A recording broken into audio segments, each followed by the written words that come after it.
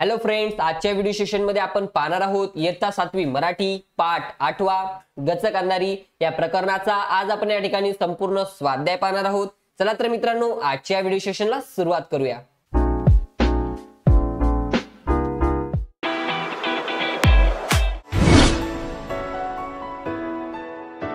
Study with Sandeep sir, अभ्यास तुमचा साथ आमची, आपल्या या YouTube चॅनल मध्ये मी आपल्या सर्वांचं स्वागत करतो। मित्रांनो, तुम्ही जर आपल्या YouTube चॅनल मध्ये नवीन असाल तर आपल्या YouTube चॅनलला सबस्क्राइब करून सोबतच बाजूच्या बेल आयकॉनला क्लिक करून ऑल नोटिफिकेशन ऑन करा, जेणेकरून आपल्या नवनवीन स्वाध्यायाची नोटिफिकेशन तुम्हाला मिळत जाईल। तसेच मित्रांनो, आपल्या YouTube चॅनलवर शिष्यवृत्ती नवोदय, NMMS 5वी ते 10वी पर्यंतचे ऑल सब्जेक्टचे स्वाध्याय आपण तुम्हाला उपलब्ध करून देणार आहोत, त्यामुळे आपल्या YouTube चॅनलला नक्की सबस्क्राइब करा।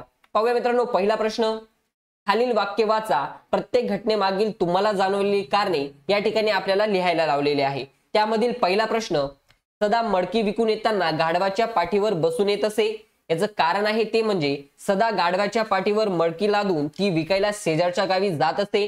सदाची जी मडके विकून शिल्लक राहत होती तो ओळखीच्या माणसांच्या घरी ठेवत होता, त्यामुळे येताना गाढवाची पाठ रिकामी असे, म्हणून सदा मडकी विकून येताना गाढवाच्या पाठीवर बसून येत होता। पाहूया मित्रांनो, पुढील प्रश्न, गजाने वडिलांसोबत जाण्याचे नाकारले। याचं कारण आहे गजा सदाबरोबर बाजारात जाण्यासाठी हट्ट करायचा, तेव्हा त्याला निरनिराळ्या प्राण्यांची भीती दाखवण्याचा सदाने प्रयत्न केला, पण गजा घाबरला नाही। शेवटी सदाने वाघ सिंहाला खाणाऱ्या काल्पनिक गचक अंधारीची भीती गजाला दाखवल्यामुळे गजाने वडिलांसोबत जाण्याचे नाकारले।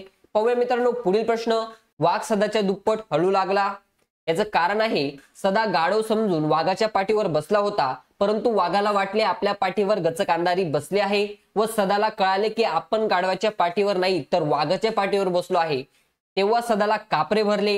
ही छेडछाड वाघाला जाणवल्यामुळे वाघ सदाच्या दुप्पट हळू लागला। पाहूया मित्रांनो, पुढील प्रश्न, सदा आकाशाकडे पाहत करुणा भागू लागला। याचं कारण आहे वाघाच्या पाठीवर आपण बसलोय हे जेव्हा सदाला कळाले तेव्हा तो खूप घाबरला, यातून सुटका करून घ्यावी म्हणून सदा आकाशाकडे पाहत करुणा भागू लागला।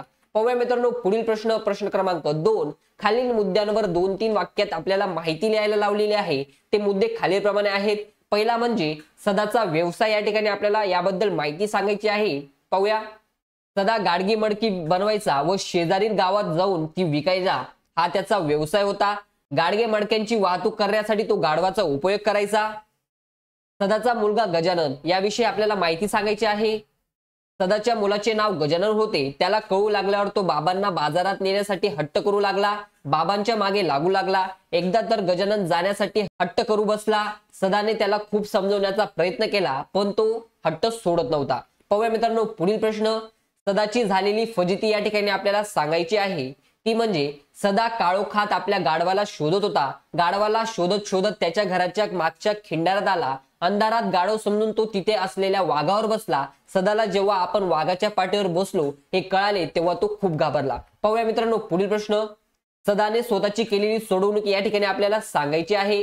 पाहूया याचं उत्तर, गाढव समजून सदा वाघाच्या पाठीवर बसला होता हे लक्षात आल्यावर सदाला सुटकेचा काही मार्ग सापडतो का हे तो पाहू लागला होता। दूरवर त्याला एक वडाचे झाड दिसले, त्या वडाच्या झाडाखालून जाताना वडाच्या लोंबणाऱ्या त्या ज्या काही पारंब्या असतात त्या या सदाने पकडल्या। अशा प्रकारे सदाने स्वतःची त्या वाघापासून आपली सुटका करून घेतली। पाहूया मित्रांनो, पुढील प्रश्न, प्रश्न क्रमांक 3, कोण कोणास व का म्हणाले हे या ठिकाणी आपल्याला सांगायचं आहे। पाहूया, पहिला प्रश्न, काही भेव नको दाखवू मले वाघा फागाचा। याचं उत्तर आहे गजानन आपल्या वडिलांना म्हणाला, कारण सदा त्याला वाघाची भीती दाखवून बाजारात नेत नव्हता।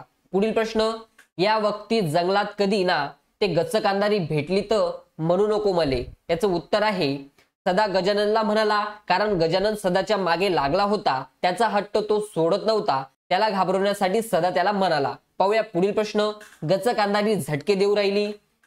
याचं उत्तर आहे वाघ आपल्या मनाशी म्हणाला, कारण सदा भीतीने कापरे भरले होते, तो थाड थाड उडू लागला होता। छेडछाडीने वाघ सदाच्या दुप्पट हलू लागला, वाघाला गचक अंधारीने झटके देत आहे असे वाटले होते। पाहूया मित्रांनो, पुढील प्रश्न, गचक अंधारी आज आपल्याला खाल्ल्या बिगर राहत नव्हती। याचं उत्तर आहे वाघ आपल्या मनाशीच म्हणाला, कारण सदा पारंब्यांना लोमकला, सदा असा वेगळा होताच वाघाच्या जीवात जीव आला, गचक अंधारीच्या तावडीतून सुटलो असे त्याला वाटले। बघा मित्रांनो, या ठिकाणी जो काही आपला आजचा स्वाध्याय होता तो आपण या ठिकाणी कंप्लीट केलेला आहे। तुम्हाला जर आपला हा व्हिडिओ आवडला असेल तर नक्कीच लाईक, शेअर अँड सबस्क्राइब करा। Thanks for watching this video friends.